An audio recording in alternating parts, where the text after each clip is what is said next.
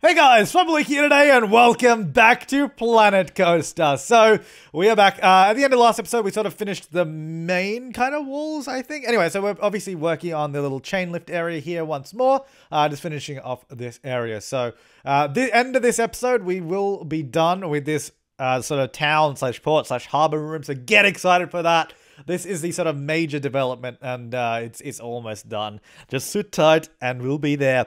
I thought I was add all those arches that are going up the side of that, because it kind of created a nice viaduct slash aqueduct kind of feel to it, even though it's obviously not because of the chain lift of a coaster. But yeah, I don't know. It looked kind of cool. Anyway, I was playing around. So now that we have terrain editing, I thought I might as well add like a little sort of bit of land or like kind of an island there next to the chain lift, so we could get a little bit, you know, just so it looks a little bit more natural. Because we want the area, I guess, to look naturally unnatural is what I'm going to call it.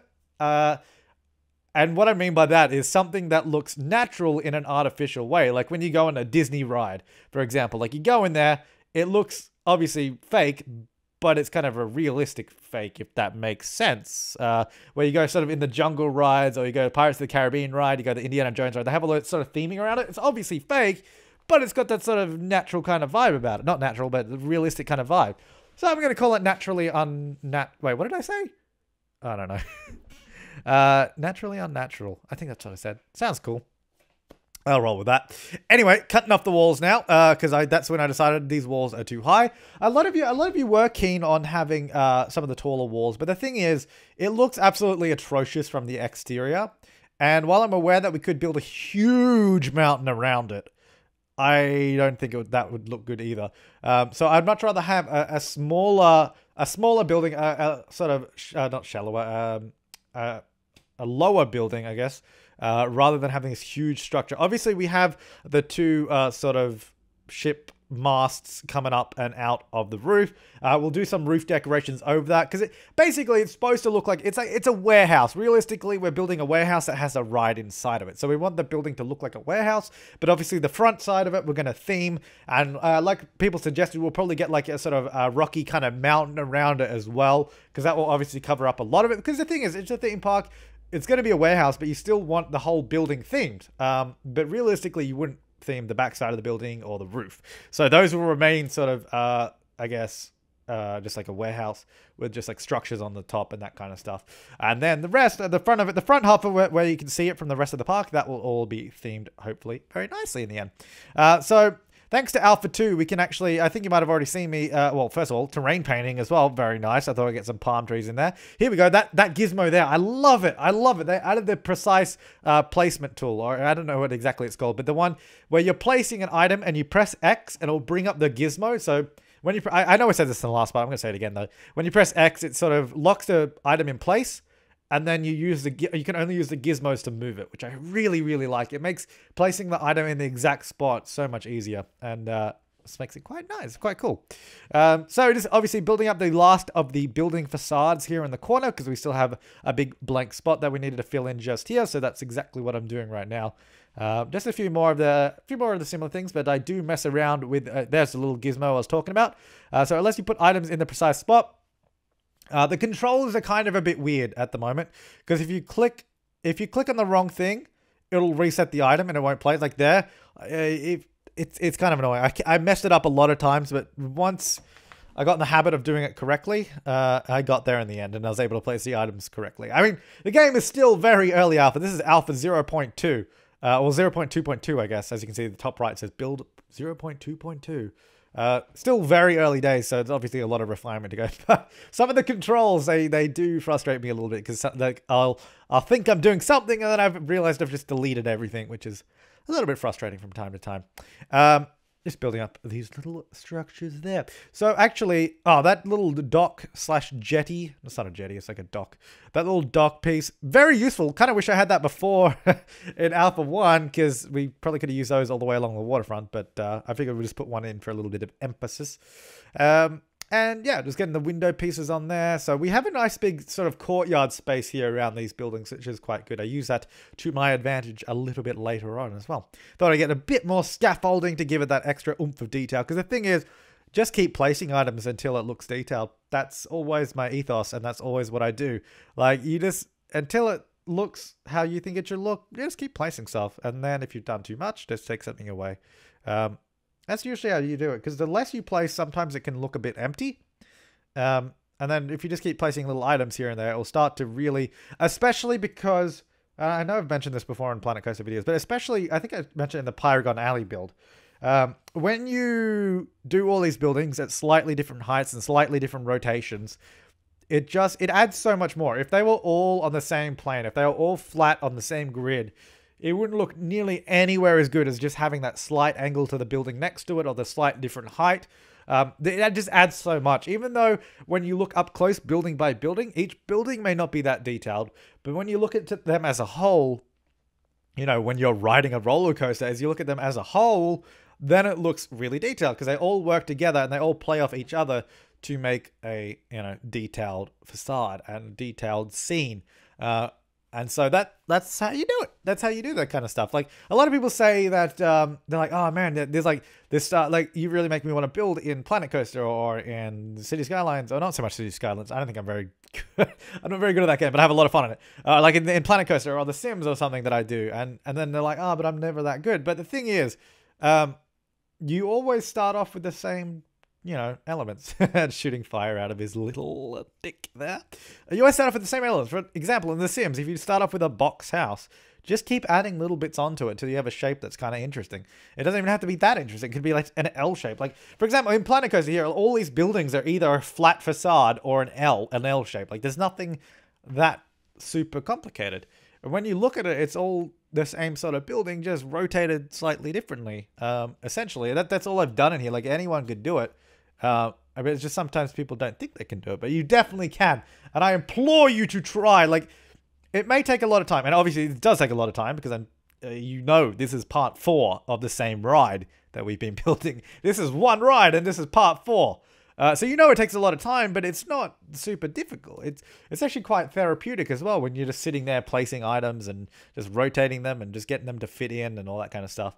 Now, I'm not quite sure how the second half of this video is going to look for you, because you'll see very, very shortly we're going to be jumping to nighttime and placing lights. And I'll tell you what, man. I am so happy with the way the lighting looks in this. It is crazy beautiful. And I don't know how good the view in this video will be, because it'll be fast paced, but obviously in the thumbnail you can probably see it a little bit if you look at the thumbnail of the video. And when we're done with the ride, I'm gonna do basically a separate video of riding the ride and then just a tour of the ride, just like cinematic shots and that. So that'll be kind of a separate video at the end of the series, just showcasing the ride, and then obviously you can watch the build series as we go through it here. So that'll be a separate kind of thing. So you might not see it directly in detail here, but when we're completely done, you'll see it really, really well there. Or if you drop by the live streams, when I'm live streaming it, you can check it out. Or, I meant to plug this last time, but I didn't. If you go to my website, click the link down below, go to my website, and then if you click on the live streams page, up the top, it says live streams, you'll be able to see down the bottom of that page, it has all my previous live streams there. I've uploaded them to YouTube. All my previous live streams I've uploaded to YouTube as unlisted videos, because I used to just post the live streams publicly on YouTube, but a lot of people didn't like that, because I mean, I understand why. They're like 3 to 4 hour videos just plonked onto YouTube. It's not exactly the same kind of content as YouTube. Live streams are very different in that way.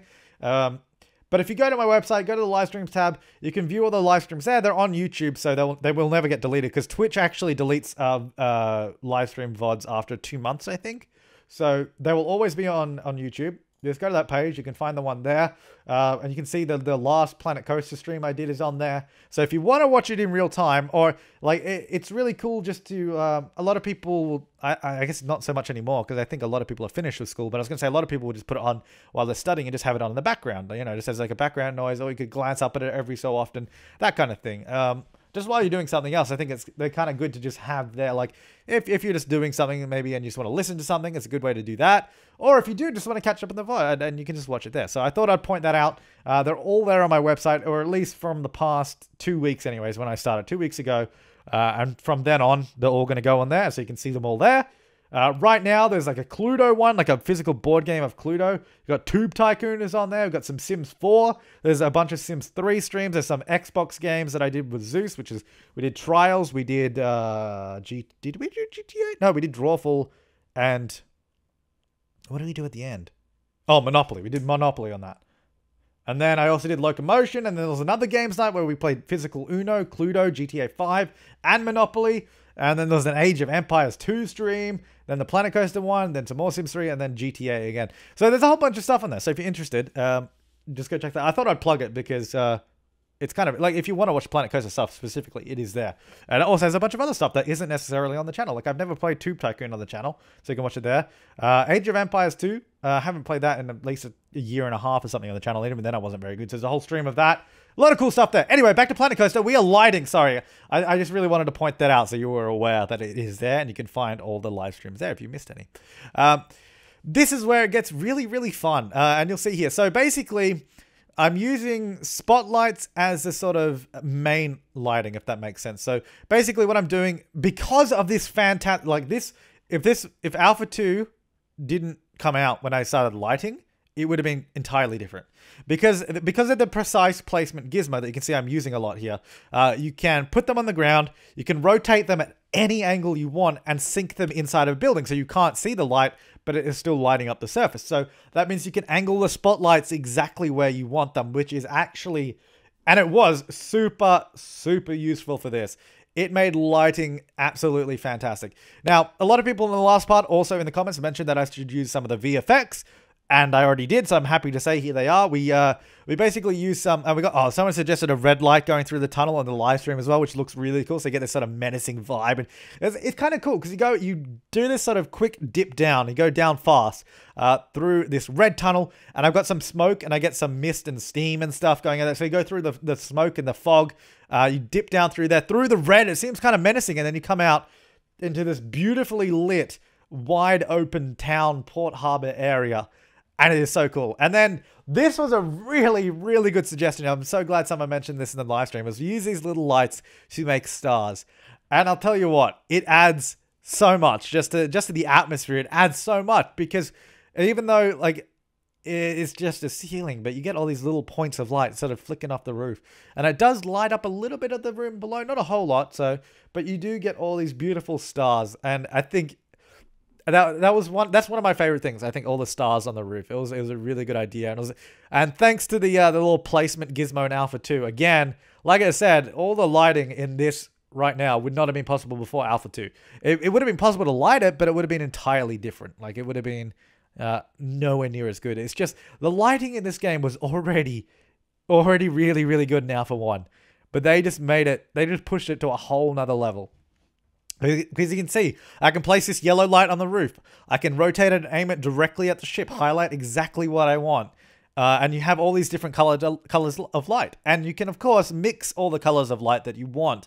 Like, if you mix the two colored lights, they will mix according to the real world. And it's just so good.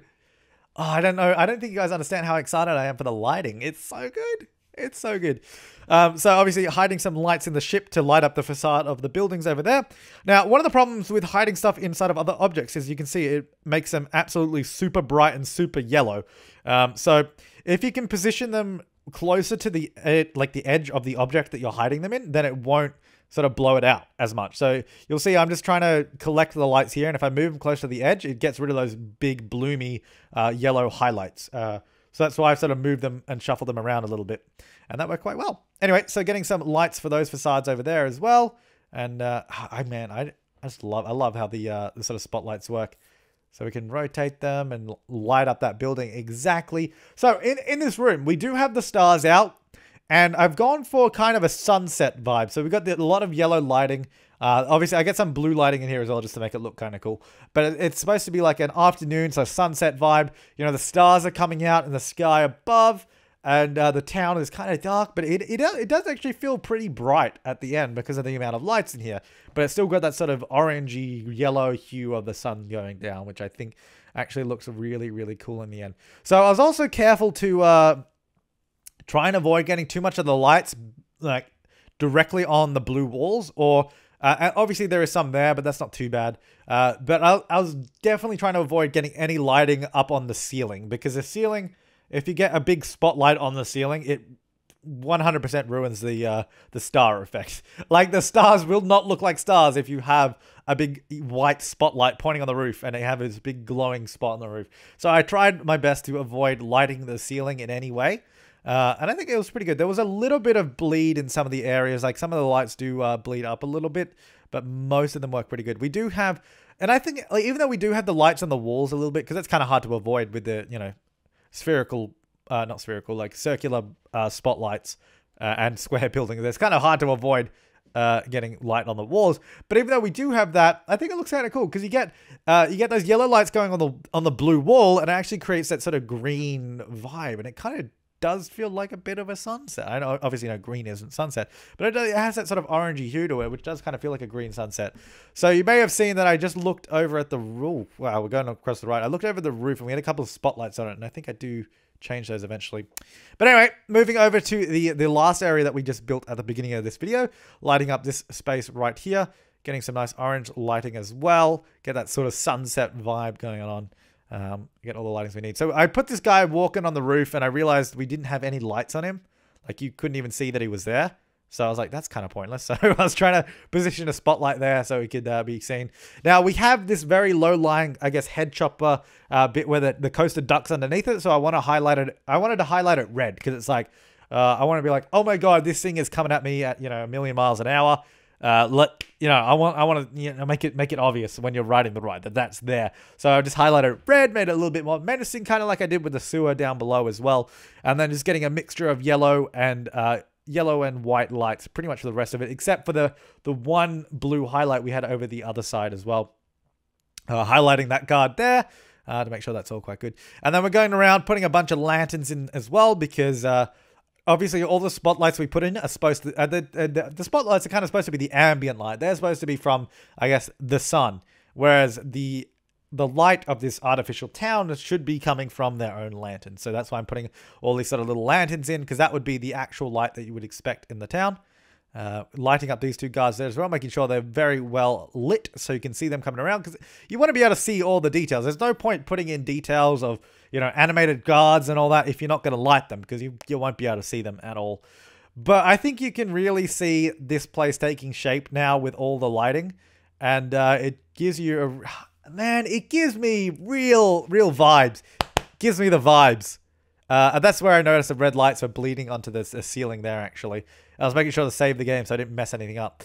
So thanks to the terrain tools, I was able to lower the terrain underneath, and because I obviously hid the lights under the terrain, like they were sunken into the ground, so I was able to reveal them a little bit there. But unfortunately, I say unfortunately because I guess you'll be a little bit upset, but we are coming to the end of this part, and that means I'm going to have to say goodbye. But stay tuned for future episodes, and of course, there will be more live streams. So make sure to follow me on Twitch, and make sure to watch back the streams you may have missed over on my website. But thanks so much for watching, guys. I will see you next time. Leave your comments, suggestions, and feedback down below, and have an awesome day.